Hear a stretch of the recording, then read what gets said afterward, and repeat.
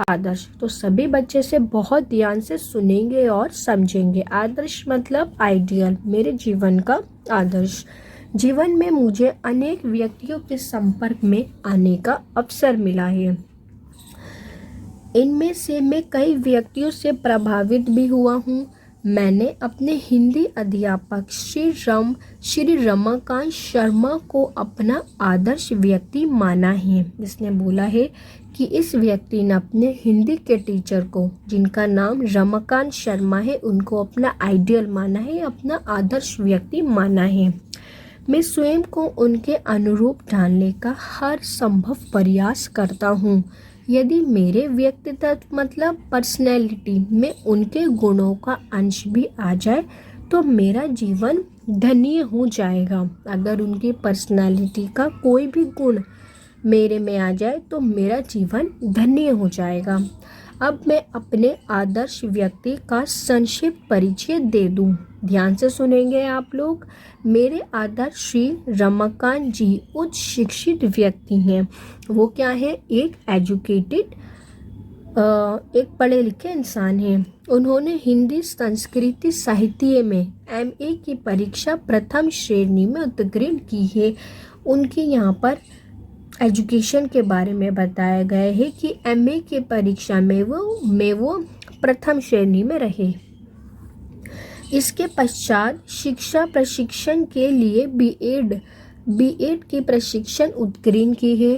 प्राच्य साहित्य में उनकी गहरी पेट है। उनकी गहरी पेट के बारे में बताया गया है जो प्राच्य साहित्य में है। वे प्राय अनुसंधान कार्य में संलग्न रहते हैं।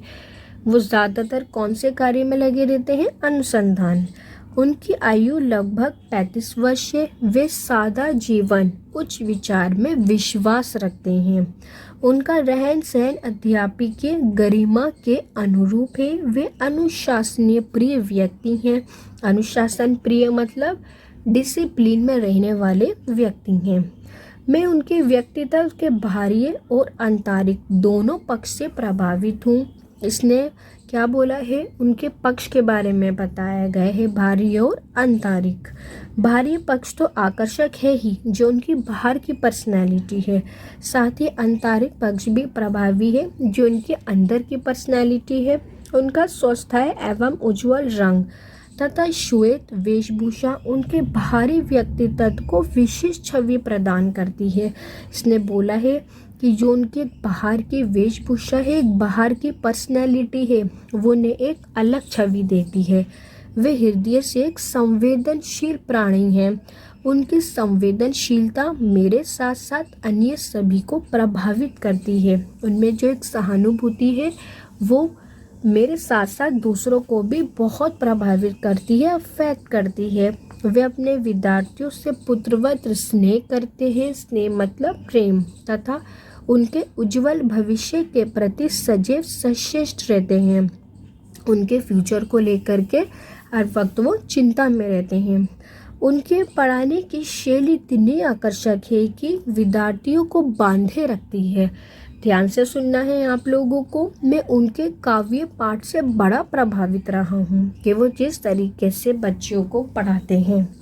वे जिस ले ताल आरोह अवरोह के साथ कविता का रसास्वादन कराते हैं वो अवर्णनीय हैं। उनके बारे में बताया गया है कि वो जिस तरीके से बिहेव से, नेचर से पढ़ाते हैं वो अवर्णनीय हैं। वे सदैव भाषा के शुद्ध आचरण पर बल देते रहे हैं।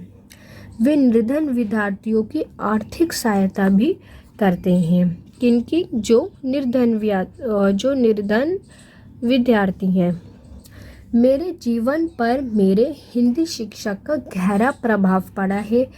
उन्हीं के मार्गदर्शन मीन्स कि उन्हीं के वे में मैंने हिंदी साहित्य के प्रमुख लेखकों की रचनाएं पढ़ी और समझी हैं। पहले मैं हिंदी को सामान्य सा विषय मानती थी, पर श्री शर्मा के संपर्क में आकर मैंने हिंदी के महत्व को भली भांति समझा। ध्यान से सुनना है आप लोगों को। इसने क्या बोला है कि श्री शर्मा के संपर्क, जो इनके हिंदी के अध्यापक हैं, उनके संपर्क में आने पर भली भांति समझा। मैं अपनी भाषा मैं अपनी भाषा पर गर्व करती हूँ। मैं ईश्वर से प्रार्थना करती हूँ कि वे उन्हें दीर्घजीवी बनाएं ताकि लंबे समय तक मुझे उनका मार्गदर्शन मिलता रहे। मार्गदर्शन मतलब वे, मुझे उन्हीं का ही बताया गया एक वे रास्ता मिलता रहे।